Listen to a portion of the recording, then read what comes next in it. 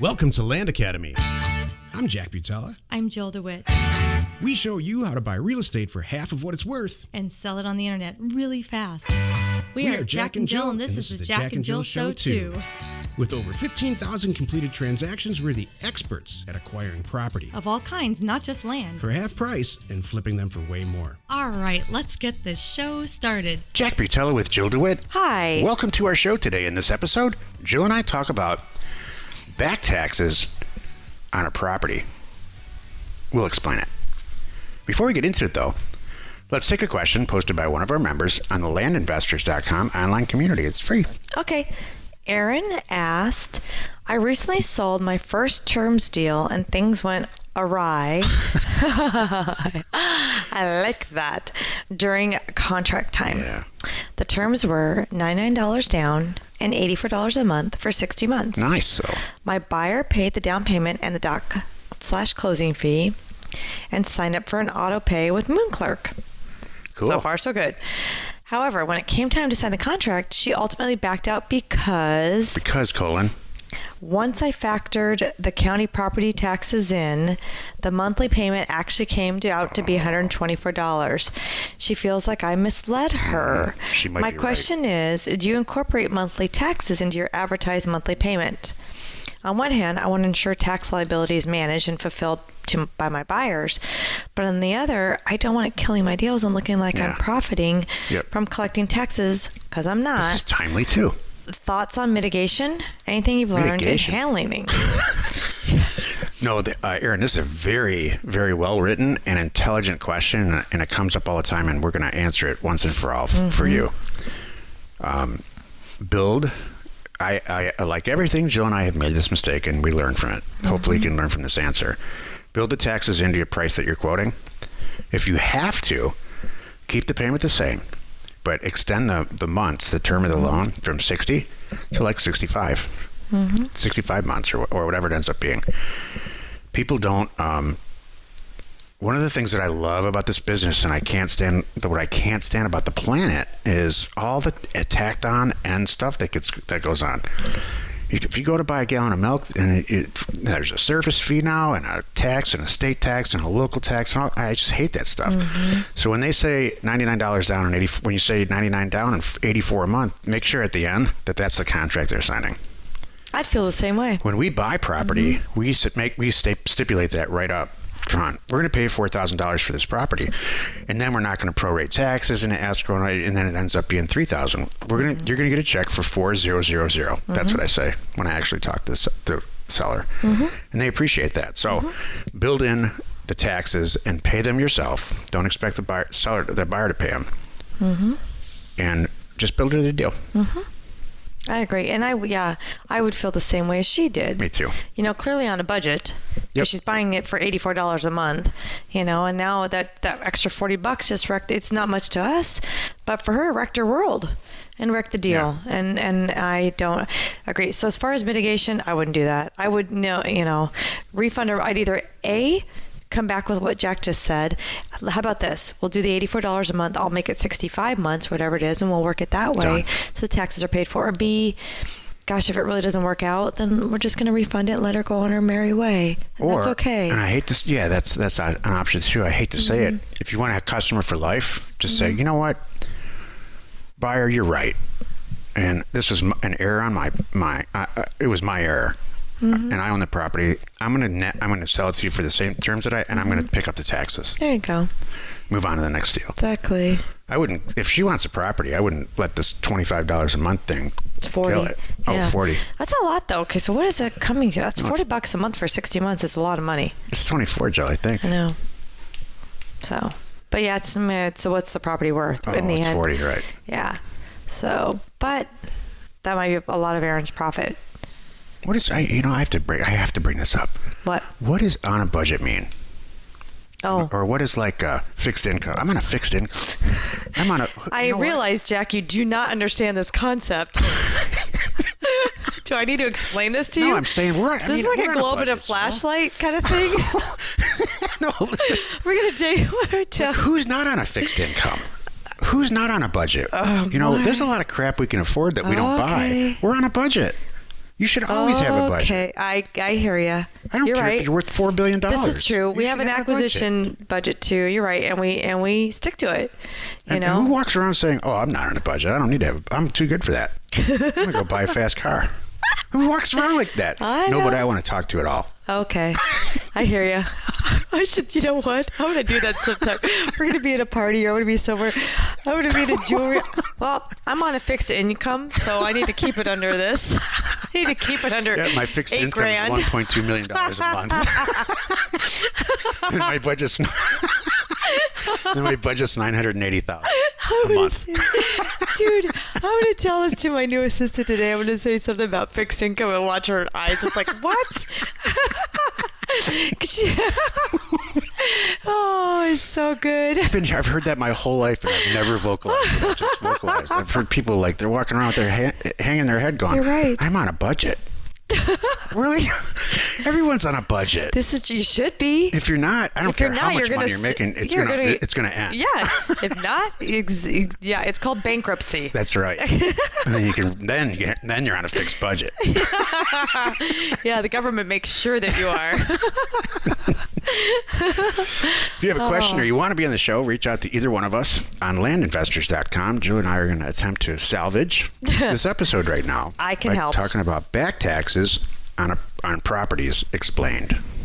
This is the meat of the show. Okay.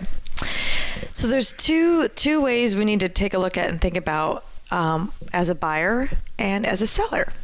So what do you need to do with back taxes on a property, and how does it happen? You know, this is when properties are paid for. There's no mortgage happening. There's no one keeping an eye on the property. You know, when you buy a home and you have a mortgage, there's PITI. In there is your Principal, tax, interest, taxes, and insurance. Exactly. So your lender is making sure those taxes are getting paid. So it's They're automatic. paying you for They're them. paying, exactly. It's coming. Not You're paying paying them for that. you. That's true. And they're making sure that they do get paid because of the funds that they take in, because they don't want that asset to go back to the county because you owe them money for it.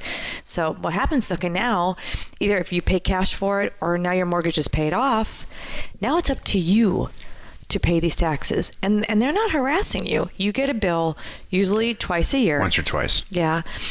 For your annual or biannual property taxes. Now, and then it's up to you to pay it.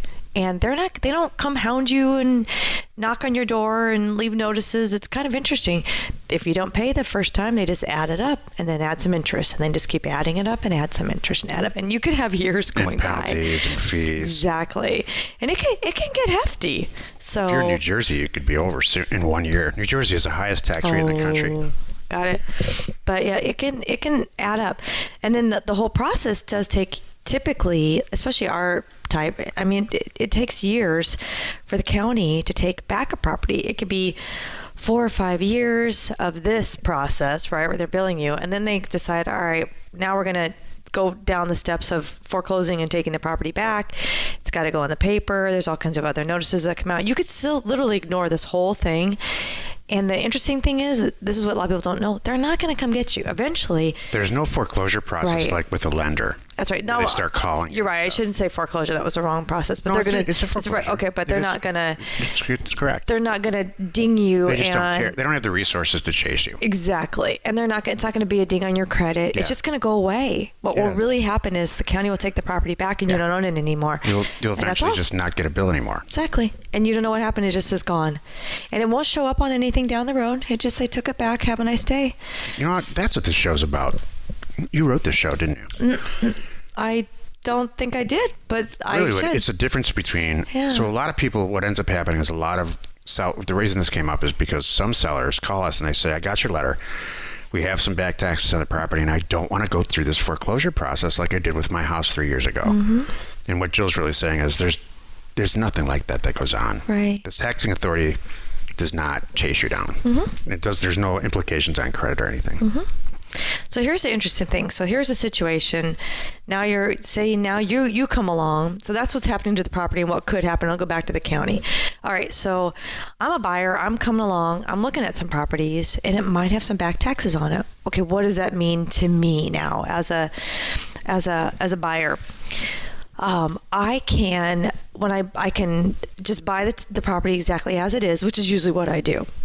And I negotiate that. I'll look up and I'll know that, okay, I'm paying $4,000 for the property and it's got $1,000 in back taxes. So I'm factoring all that in. I might give them $3,000 and tell them, don't pay the bill. Here's what my offer was. I know how it stands. I'm still going to give you $3,000. I'll take care of that. Are we good? And most of the time they're like, heck yeah, great, thank you. It's off my plate. So now when I purchase a property, I do not have to pay those taxes right then. Not like when I'm buying a home. If I'm buying a home and there's a mortgage company, right? All the taxes are prorated and caught up to that exact day. Because the lender doesn't want to lend money on a property that is not, up to speed with taxes. Correct. So it's up to me at this point now. When do I want to pay them? I can pay them right then. I can pay them 6 months later. I could pass them through. So you have all these options. So now I own the property.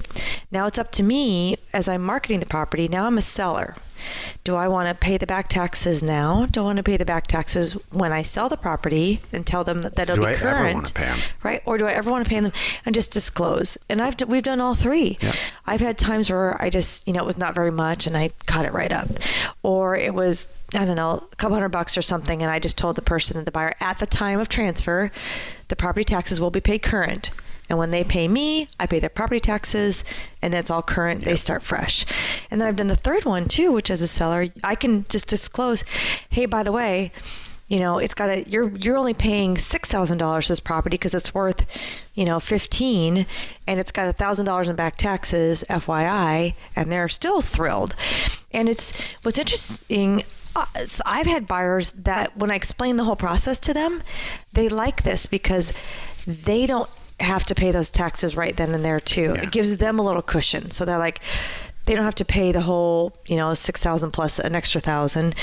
They can delay that extra, whatever, especially if they're the end user. They like that. I can pay them in 6 months, whatever. It's all good. Because remember, maybe I'm picking up this property. I'm a year or two into these back taxes. We've got years to go before they have to be caught up and before anything happens. Here's the takeaway from this show as far as I'm concerned. And that was a fantastic summary of taxes on real estate. Thank you. When property has accumulated back taxes, they're not just a couple months late. It's a sign that something's going on.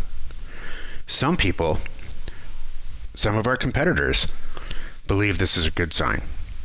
That they're taking a situation, maybe a desperate situation, and they're making it their advantage. Mm-hmm. They're using it to their advantage. While conceptually that's not such a bad thing, here's how the real world works with land investing.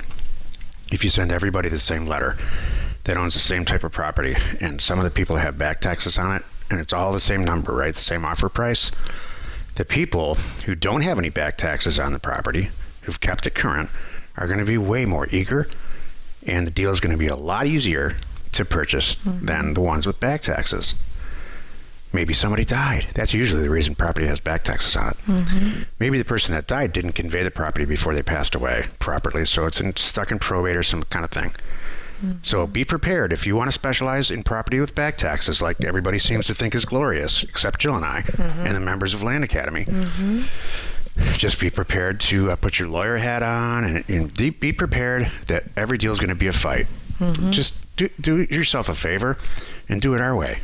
Right. It's cheaper and easier and faster, and you're going to get a lot more deals done and make a lot more money if you forget about these back tax properties. Right. Don't rule them out, but don't single them out. Good. I like that. Thank you. That's a slogan. Very much. That's how I feel. When I explain to people, that the traditional buyer that doesn't know you cannot pay your back taxes, they're getting this bill every year and it's killing them writing a check, and they can't wait to get rid of this asset. That's what's so interesting. Like you just said, those are traditionally the people that I run across. Yeah. They didn't know they could not pay the thing, and they're so sick of this property.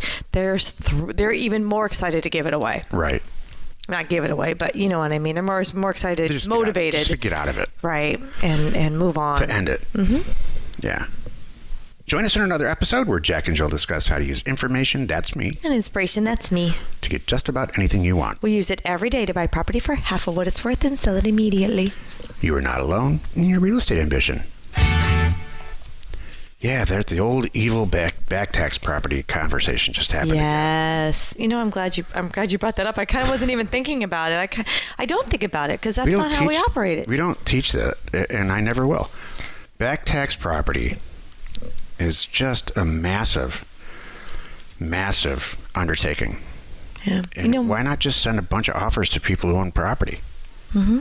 And then see the ones who come send it back. Let them tell you why. Right. What are we doing? Playing God here? Oh, I think I can choose the best ones by just send everyone an offer and see what happens. I think the word's getting out too, by the way, Jack, because I have not had this conversation as often as I did a couple years ago. Good.